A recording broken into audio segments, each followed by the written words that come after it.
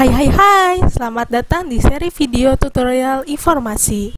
Melalui video ini, kita dapat sama-sama belajar nih, tentunya mengetahui bagaimana cara efektif mencari dan menggunakan informasi untuk mendukung aktivitas dan rutinitas perkuliahan kita nih. Dalam kesempatan kali ini, aku akan menjelaskan mengenai tutorial dalam melakukan identifikasi kebutuhan informasi dengan mengakses sebuah portal jurnal online Emerald Insight. Tapi sebelum itu, apa sih kebutuhan informasi dan apa tujuan identifikasi ini? Kebutuhan informasi adalah suatu kebutuhan data yang telah diolah menjadi yang lebih berguna, lebih berarti, dan bermanfaat bagi yang menggunakan. Tujuannya adalah mempermudah dalam menemukan informasi yang kita butuhkan dan juga menemukan informasi yang lebih spesifik dan sesuai dengan apa yang diinginkan kita. Tapi sebelum itu aku mau kasih tahu nih sedikit intermezzo mengenai Emerald Insight.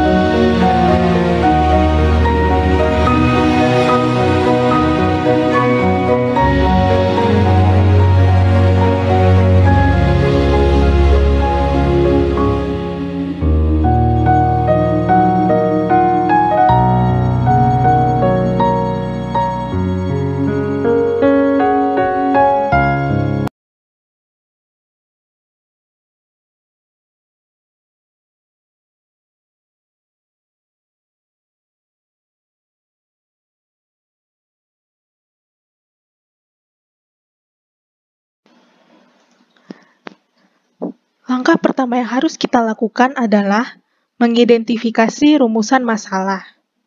Kita dapat mengidentifikasinya dari judul penelitian atau topik penelitian dan melalui rumusan masalah penelitian yang kalian punya. Kemudian, tentukan keyword atau kata kunci dari topik tersebut. Misalnya, aku punya judul penelitian inovasi dalam perpustakaan. Dari contoh tersebut, didapatkan dua keyword utama, yaitu inovasi dan juga perpustakaan. Keyword tersebut digunakan sebagai modal untuk melakukan proses pencarian informasi berupa literatur atau sumber referensi ilmiah yang digunakan untuk menjawab rumusan masalah penelitian. Akan tetapi, apabila hanya terbatas menggunakan keyword utama tersebut, maka sumber informasi yang muncul menghasilkan temuan yang kurang spesifik nih. Oleh sebab itu, kedua keyword tersebut harus dikembangkan lagi nih teman-teman. Nah, gimana sih cara mengembangkan keyword ini? Kita lanjut ke step 2 ya. Langkah kedua merupakan pengembangan keyword utama yang telah ditetapkan pada langkah sebelumnya. Pada proses pengembangan keyword, ada beberapa cara nih, yaitu dengan menggunakan thesaurus atau mencari sinonim dan antonim dari kata tersebut. Di sini aku menggunakan media Word ya. Teman-teman bisa menggunakan note di laptop, PC, HP, atau tulis tangan. Itu opsional untuk masing-masing individu. Untuk mempermudah kita menggunakan thesaurus, kita dapat mengembangkan dan menemukan kata dan frasa lain dari keyword yang sudah diidentifikasikan. Hal ini dikarenakan di dalam thesaurus terdapat beberapa jenis hubungan nih. Yang pertama, hubungan kesetaraan atau sinonim.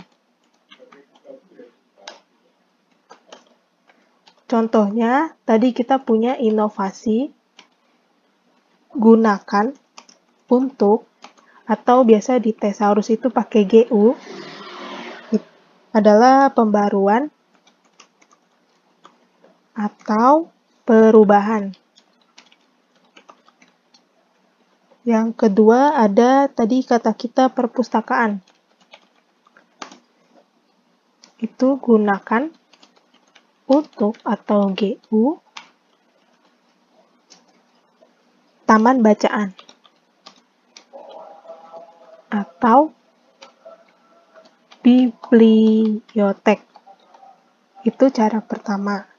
Yang kedua ada hubungan antar hierarkis.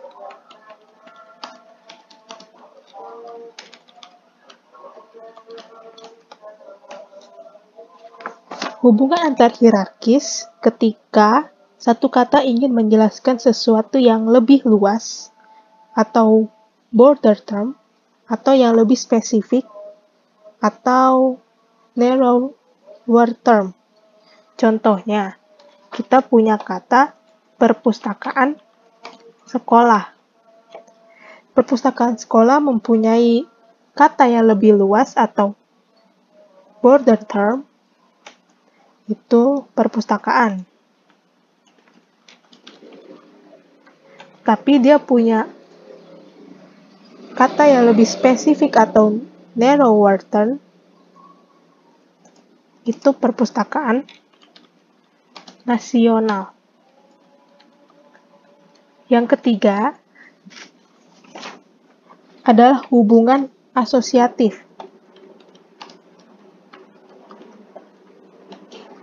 Hubungan asosiatif yaitu ketika dua kosakata yang sama membahas satu konteks yang sama, tetapi tidak memiliki hubungan sinonim maupun hierarkis, atau biasa kita sebut sebagai related term. Contohnya, katanya inovasi dan juga revolusi. Kedua contoh kata tersebut, inovasi dan revolusi, memiliki konteks yang sama, yaitu tentang pembaruan atau perubahan. Itu saja untuk step kedua. Sekarang kita lanjut ke step 3 ya. Sekarang kita masuk ke step ketiga nih, yaitu jika telah menemukan dan mengembangkan kata atau frasa lain dari keyword utama, langkah terakhir dalam proses identifikasi kebutuhan informasi ini adalah memformulasikan keyword atau menyusun konsep keyword yang bertujuan memudahkan menemukan sumber informasi yang spesifik sehingga memperoleh informasi yang dibutuhkan. Sebagai contoh, dua keyword yang kita temukan pada step yang dahulu yaitu inovasi dan perpustakaan. Nah, kedua keyword ini bisa kita petakan berdasarkan sinonim dan antonimnya nih. Contohnya, sinonim dari inovasi adalah pembaruan atau perubahan,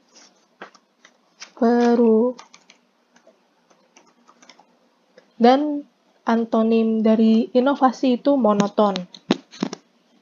Sedangkan perpustakaan memiliki dua sinonim, yaitu taman bacaan dan bibliotek.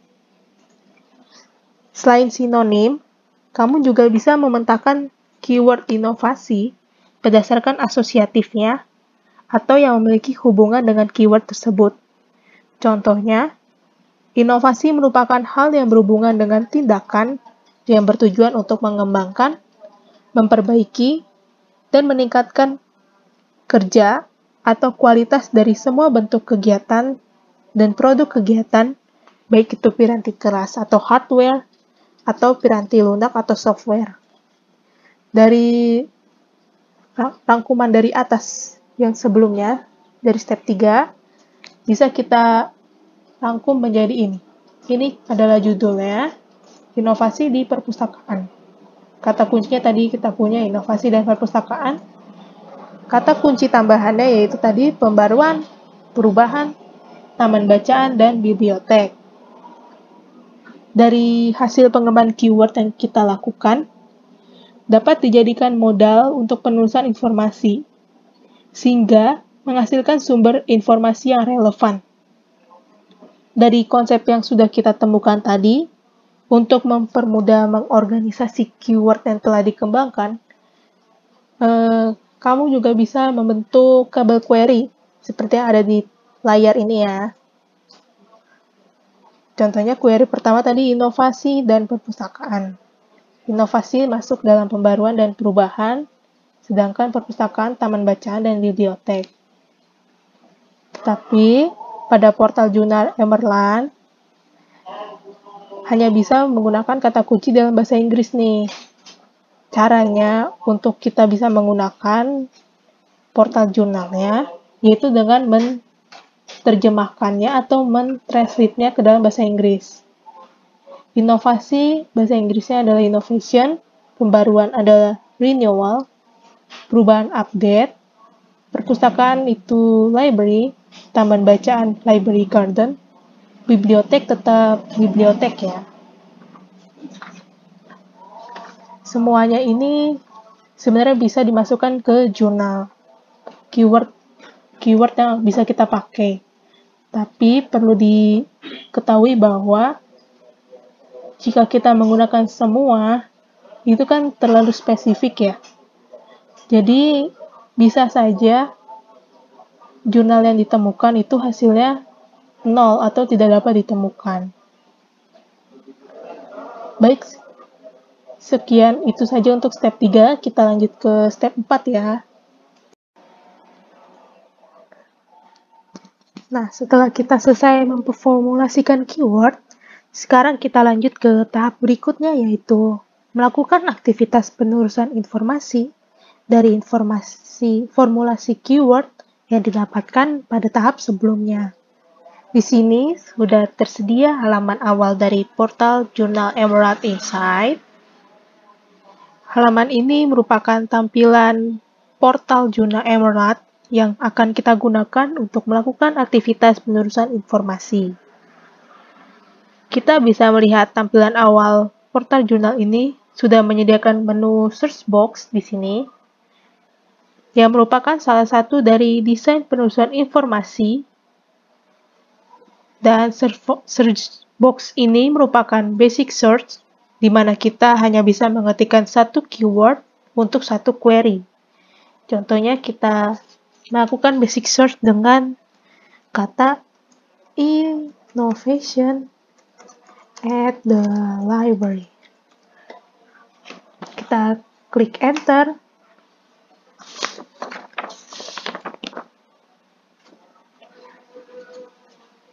Ya, dalam tampilan search result ini, kita bisa melihat dengan basic search, kita berhasil melakukan recall sebanyak 21.000. Tentunya hasil recall sebanyak ini, karena basic search hanya bisa melakukan penerusan informasi tanpa adanya pengerucutan hasil informasi, sehingga precision atau kesesuaian antara hasil informasi yang kita panggil dan kebutuhan informasi yang kita butuhkan itu rendah. Nah, untuk menspesifikasikan hasil informasi, kita bisa memanfaatkan fasilitas penunjang penerusan informasi lain dari portal jurnal ini, yaitu Advanced Search. Kita bisa back lagi ke halaman awal. Di sini ada tulisan Advanced Search, bisa kita klik. Pada fasilitas Advanced Search ini, kita bisa merumuskan beberapa keyword dalam satu query. Di sini ada add row. Dan di atasnya tadi ini ada pilihan jenis konten yang ingin dicari. Ada journal article, book part, case studies, early cite, dan expert briefing. Dan di sini pada menu search box ada beberapa keyword dengan mengklik add row. Di sini tadi kita bisa klik, kita bisa batalkan juga. Untuk di bagian ini adalah operator boolean atau boolean operator. And itu untuk menambahkan keyword, ada or untuk menambahkan alternatif sinonim, dan juga not untuk menambahkan keyword yang tidak ingin kita kaitkan dengan penerusan informasi ini. Sekarang kita bisa coba memasukkan beberapa kata dari yang kita temukan di steps sebelumnya. Di sini kita bisa klik jurnal artikel yang memang biasa di perkuliahan menggunakan artikel jurnal ya. Kita bisa memasukkan innovation query pertama, kata kunci utama yang di step sebelumnya. Dan di sini kita klik N untuk library atau perpustakaan. Di sini bisa kita tambahkan or untuk renewal.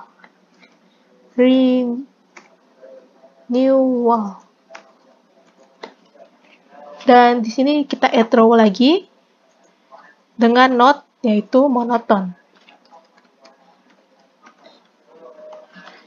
Teman-teman juga bisa add row lagi sebanyak-banyaknya sesuai kebutuhan kalian, tapi aku cuma pengen sampai sini saja. Dan jangan lupa teman-teman untuk selalu memanfaatkan field yang bisa kita gunakan untuk mengatur keyword yang kita masukkan pada search box, dan mesin akan mencari sesuai dengan daerah yang kita pilih. Kita pilih di sini ada title, ada abstract, ada contributor, ada DOI. Di sini ada keterangan-keterangannya. Kita pilih title aja untuk semuanya. Setelah itu, di sini juga ada menu date range untuk memfilter hasil informasi berdasarkan tanggal publikasi dalam kurun waktu beberapa tahun. Bisa tulis mungkin 10 tahun terbelakang, berarti 2011 sampai 2021 itu, dan sebagainya. Tergantung opsional dari individu inginnya bagaimana. Tapi untuk aku sendiri, aku tidak akan memakai ini. Dan di sini juga ada menu access type, bisa memfilter hasil informasi berdasarkan izin akses pada akun kita. Dan aku pakai all content. Lanjut aja kita search.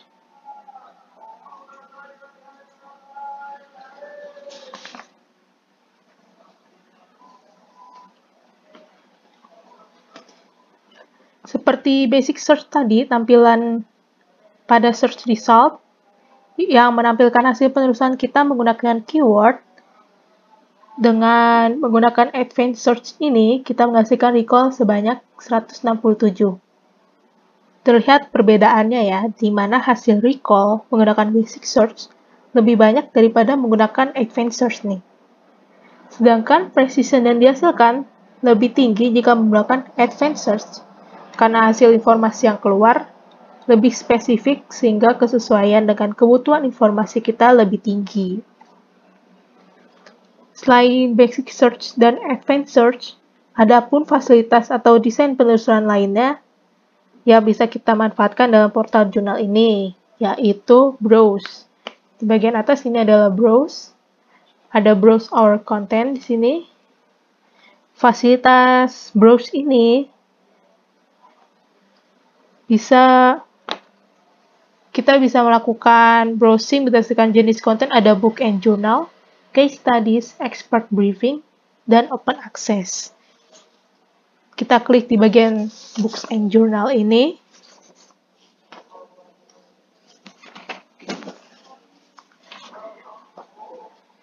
Di sini ada macam-macam buku, jurnal, buku dan jurnal.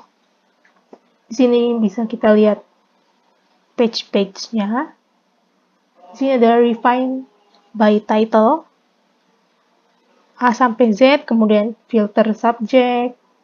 Di bawah ini ada content type, ada book dan jurnal. Kita kembali ke halaman search tadi. Fasilitas selanjutnya adalah best first. Best first adalah fasilitas yang diberikan oleh Emerald Insight untuk menampilkan dan menyurutkan beberapa hasil temuan pertama atau paling awal yang merupakan hasil penelusuran yang terbaik dan paling relevan. Kita bisa mengaturnya dengan opsi search by, untuk memfilter hasil kebutuhan informasi. Di bagian sini, berdasarkan relevansi ada yang dari terbaru sampai yang paling lama, ada yang paling lama dan paling baru. Yang berikutnya ada pagination. Fasilitas ini merupakan layout search result yang menampilkan dokumen hasil penulisan informasi. Kita bisa mengatur berapa banyak hasil penulisan yang ingin ditampilkan dalam satu halaman. Ini adalah bagian dari pagination. Ada 10, 20, dan 50. Jika teman-teman ingin dalam satu tampilan ada 10, bisa klik 10 atau 20 dan ataupun 50. Selain itu, dalam pagination ini kita bisa melihat access status atau jenis konten. Ini statusnya, ini jenisnya, ini artikel, quick authornya, author ini Ian Jensen, quick access link. Di sini biasanya nih, ini DOI. Altmetric score. Ini adalah Altmetric score. Dan preview content. Ini adalah bagiannya nih. Tanpa kita klik ini, sudah bisa terlihat summary atau ringkasannya.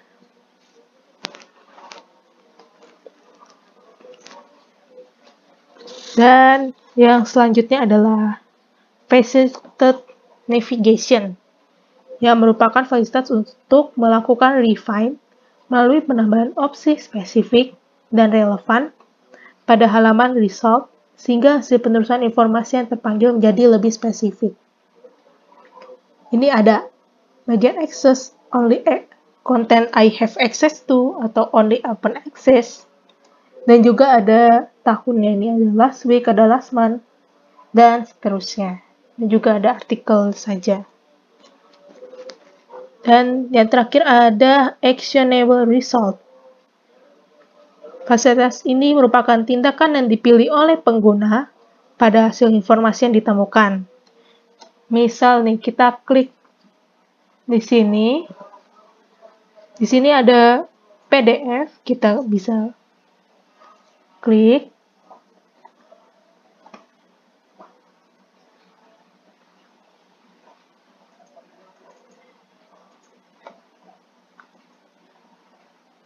Ya, di sini bisa kita lihat semuanya. Kita bisa baca untuk memenuhi kebutuhan kita.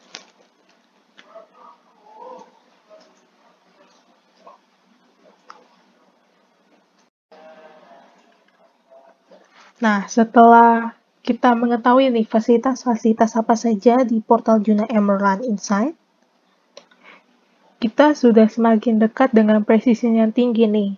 Tapi perlu diketahui bahwa tidak semua informasi yang dapat dipanggil mempunyai informasi yang kita butuhkan. Maka dari itu, kita perlu melihat kembali nih semua informasi yang dapat dipanggil dan yang sesuai dengan kebutuhan kita. Kita bisa lihat satu persatu nih. Ini juga tidak sesuai dengan kebutuhan. Nah, ini bisa nih, Academic Library Innovation through 3D Printing Service. Contoh inovasinya adalah printing 3D. Bisa kita klik.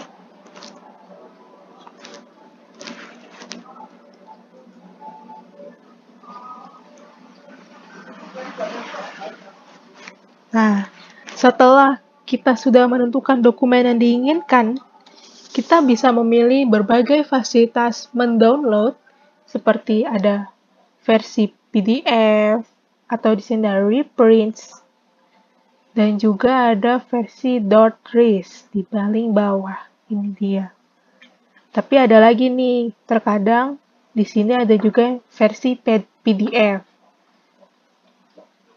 Ini ada HTML, PDF, reprints. Di sini juga bisa. Oh, tidak bisa. Berarti Untuk mendownload HTML, PDF, dan reprints, kita tanpa melihat masuk klik ke dalamnya, kita bisa langsung download.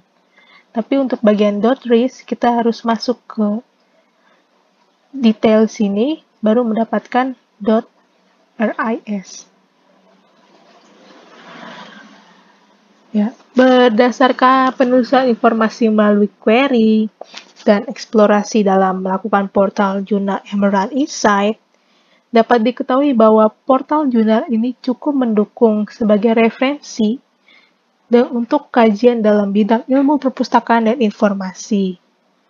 Baik, begitu saja penjelasan tutorial tentang cara mengidentifikasikan kebutuhan informasi beserta dengan eksplorasi portal jurnal Emerald Insight.